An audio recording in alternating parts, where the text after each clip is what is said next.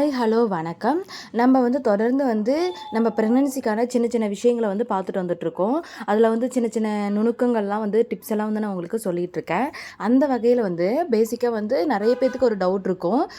First ஒரு குழந்தை form ஆகிறதே ரொம்ப ரொம்ப பெரிய விஷயமா இருக்குது இந்த டைமில், இந்த காலகட்டத்தில். அந்த டைமில் இப்பயும் ஒரு சிலருக்கு பார்த்திங்கன்னா ஃபஸ்ட் பேபி பிறந்து ஒரு 6 மாதத்துலேயோ ஒரு 8 மாதத்துலேயோ ஒரு 5 மாதத்துலேயோ செகண்ட் பேபி ஃபார்ம் ஆகிடும்.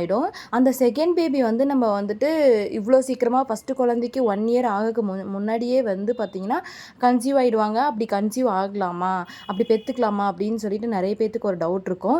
அதே மாதிரி பார்த்திங்கன்னா சிசரினாக இருக்கும், இல்லை சிசரினாக இருந்தாலும் சரி, நார்மல் டெலிவரியாக இருந்தாலும் சரி, ஃபஸ்ட் பேபிக்கு 1 இயர் ஆகிறதுக்கு முன்னாடியே செகண்ட் பேபி பெற்றுக்கலாமா, செகண்ட் பேபி நம்ம இருந்தால் நல்லதா, நம்ம தாய்க்கு மதருக்கு எந்த ப்ராப்ளமும் ஆகாதா அப்படின்ற விஷயத்தை நம்ம பார்க்கலாம். வாங்க வீடியோக்குள்ளே போகலாம். அதுக்கு முன்னாடி நிறைய பேர் ஸ்கிப் பண்ணி பார்க்குறீங்க. ஸ்கிப் பண்ண பார்த்தீங்கன்னா தான் என்ன விஷயம் நான் சொல்ல வரேன்றது உங்களுக்கு புரியும். இந்த மாதிரி நிறைய விஷயங்கள் உங்களுக்கு வேணும் அப்படின்னா என் சேனல் தொடர்ந்து லைக் பண்ணி ஷேர் பண்ணி சப்ஸ்கிரைப் பண்ணி வச்சுக்கோங்க ஃப்ரெண்ட்ஸ். இந்த விஷயங்கள் யாருக்காச்சும் யூஸ்ஃபுல்லாக இருக்குன்னா அவங்களுக்கு ஷேர் பண்ணி விடுங்க. என்னன்னு சொல்லி பார்த்தீங்கன்னா, இப்போ உங்களுக்கு காமனாக குழந்தை பிறந்து சிசரின்னு வச்சுக்கோங்க. சிசரினா குழந்த பிறந்து ஒரு 3 மந்த் ஒரு 5 மந்த்லேயே இப்போ எல்லாருமே சிசரின் ஆகி 2வது நாள் 3வது நாள் எந்திரிச்சு நடக்கவே ஆரம்பிச்சிடுறாங்க. ஸோ அது சீக்கிரமாக நம்மளுக்கு ஸ்டிச் பண்ணி ஒட்டி சீக்கிரமாக நம்மளுக்கு க்யூர் ஆகிடுது. அந்தளவுக்கு மெடிசன் வந்துருச்சு.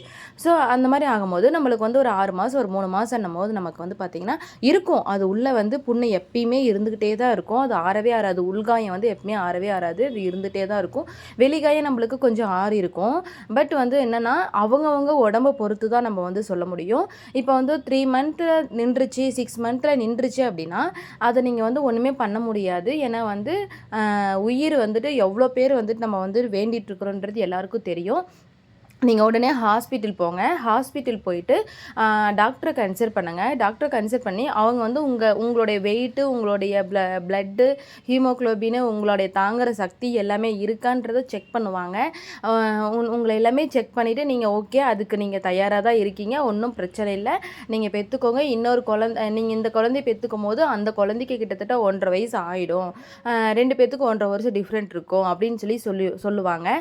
ஒரு சிலருக்கு ரொம்ப அவங்க பாடி கண்டிஷன் ரொம்ப லோவாக இருக்கும், ரொம்ப ஸ்ட்ரென்த் இல்லாமல் இருந்தாங்கன்னா அவங்களுக்கு ஒரு ப்ரிடிக்ஷன் சொல்லுவாங்க. நல்லா ஹெல்த்தியாக இருக்கிறவங்களுக்கு ஒன்று சொல்லுவாங்க.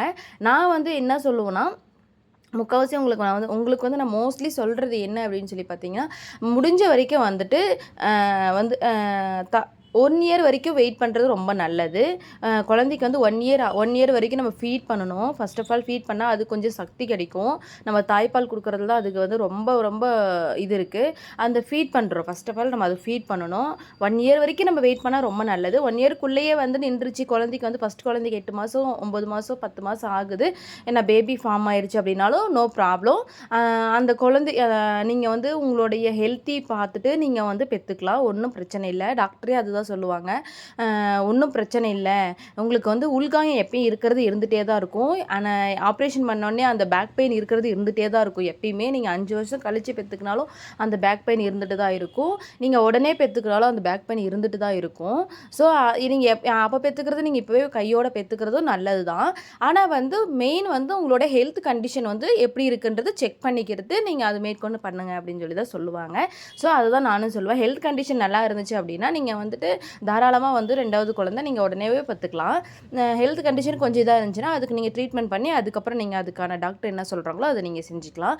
ஆனால் அந்த டைமில் ஃபீட் பண்ணுறீங்க பார்த்தீங்களா, இப்போ நான் ஃபீடிங் பண்ணிகிட்டே தான் இருக்கேன், எனக்கு இன்னொரு குழந்தை நின்றுச்சு அப்படின்னு சொல்கிறாங்க பார்த்தியா, அதுக்கு நான் என்ன சொல்லுவேன்னா, ஃபீட் பண்ணிகிட்டு இருக்கீங்க இல்லையா, இப்போ ஒரு 6 மாதம் ஃபீட் பண்ணிட்டீங்க, 6 மாதத்துக்கு அப்புறம் நின்றுச்சு உங்களுக்கு, ஃபீட் பண்ணிகிட்டு இருக்கீங்க. பட் வயிற்றில் இருக்கிற குழந்தைக்கு எதுவும் ஆகாது. அந்த குடிக்கிறது, அந்த குழந்தை ஃபஸ்ட்டு குழந்தை குடிக்கிறதுக்கு அதுக்கும் எதுவும் ஆகாது. பட் என்னென்னா முடிஞ்ச வரைக்கும் நம்ம ஃபீட் பண்ணிகிட்டே இருக்கோம். ஸோ அதுக்கும் சத்து வேணும், நம்ம சாப்பிட்டுட்டே இருக்கணும்.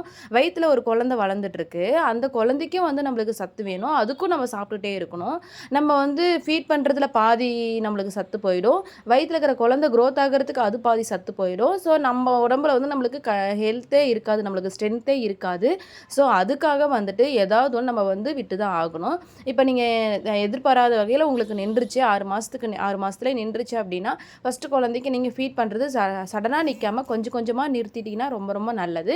கொஞ்சம் கொஞ்சமாக நிறுத்திட்டு வந்துட்டிங்கன்னா ஒரு மாதத்துல ஒரு மாதம் ஒரு 10-20 நாளைக்குள்ளே நிறுத்திக்கிட்டிங்கன்னா செகண்ட் குழந்தைக்கு நல்ல க்ரோத் ஆகும். நல்ல க்ரோத் ஆகி அது ஹெல்த்தியாக இருக்கும். நீங்கள் அதுக்கும் சாப்பிட்டுக்கிட்டு உங்கள உடம்ப பார்த்துக்கிறதுக்கும் உங்களுக்கு கரெக்டாக இருக்கும். அதுக்கோசரம் தான் வந்து ஃபீட் பண்ணுறத கொஞ்சம் ஸ்டாப் பண்ண சொல்லுவாங்க. அந்த ஒரு விஷயத்துக்காக தான். மற்றபடி எந்த ப்ராப்ளமும் இல்லை.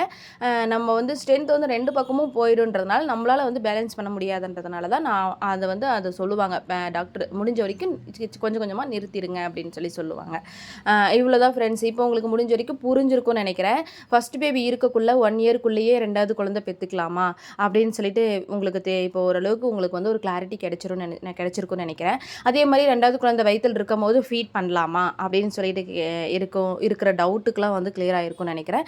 ஃபீட் பண்ணலாம். பட் நம்மளுடைய உடம்பு கண்டிஷனை பொறுத்து தான் நம்ம வந்து இது பண்ண முடியும். ஸோ நம்ம உடம்பு வந்து ஹெல்த் வேணும், நம்மளுக்கு சக்தி வேணும் அப்படின்ற ஒரு காரணத்துக்காக தான் ஃபீட் பண்ணுறதை ஸ்டாப் பண்ண சொல்லுவாங்க.